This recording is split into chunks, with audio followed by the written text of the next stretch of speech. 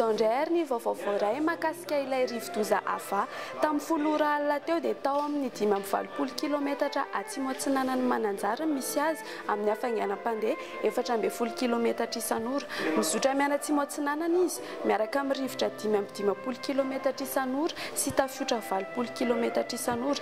Na dia efa mivoaka an-dranomasina ary izy izay ahina hitombo hery indray dia ny andian-drahona miaraka aminy dia mbola mitoetra amin'ny faritra maro eto Madagasikara. Noho izany dia mbola manan-kery ny filazana loza ho an'ny distrika sy faritra Nahara izany. Izay indray ary no azonao rosanao mametraka ny mandrapitafa vetivety ary.